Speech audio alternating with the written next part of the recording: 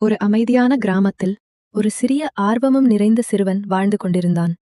அவனுக்கு இயற்கையையும் புதிய இடங்களையும் கண்டுபிடிப்பது மிகவும் பிடிக்கும்.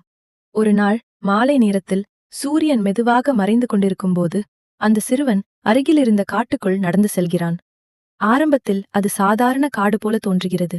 ஆனால் அவன் மேலும் மேலும் சென்றபோது அந்த காடு மந்திரம் நிறைந்த இடமாக மாறுகிறது. அங்குள்ள மரங்கள் மெதுவாக ஒளிர்கின்றன. மலர்கள் இரவு நேரத்திலும் மலர்ந்து மெல்லிய ஒளியை வெளியிடுகின்றன. காற்று இனிமையாக வீசுகிறது. அந்த சிறுவன் அதை பார்த்து ஆச்சரியமாக சுற்றி பார்க்கிறான். ஆனால் சில நேரம் கழித்து அவன் திரும்பி வர வழியை கண்டுபிடிக்க முடியாமல் குழம்புகிறான். அவன் சிறிது பயப்படுகிறான். ஆனால் இன்னும் அமைதியாக இருக்க முயல்கிறான். அப்போது திடீரென ஒரு அழகான மயில் அவன் முன்னால் தோன்றுகிறது. அந்த மயிலின் இறகுகள் நீலமும் பச்சையும் கலந்த ஒளியில் மின்னுகிறது. அது மிகவும் அமைதியாகவும் நம்பிக்கையுடன் நிற்கிறது. அந்த மயில் மெதுவாக நடந்து கொண்டு சிறுவனை வழிநடத்தத் தொடங்குகிறது. சிறுவன் அதை பின்தொடர்கிறான். அவர்கள் இருவரும் மந்திரக்காட்டின் உள்ளே இருந்து மெதுவாக வெளியே வர ஆரம்பிக்கிறார்கள். வழியில் சிறுவன் அந்த அழகான காட்சிகளை ரசிக்கிறான். அவன் மனதில் இருந்த பயம் மெதுவாக மறைந்து நிம்மதி தோன்றுகிறது.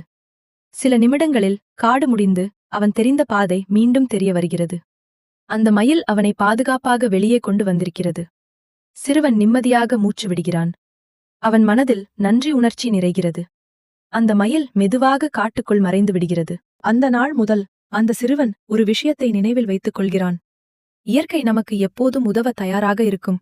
நாம் அமைதியாகவும் தைரியமாகவும் இருந்தால்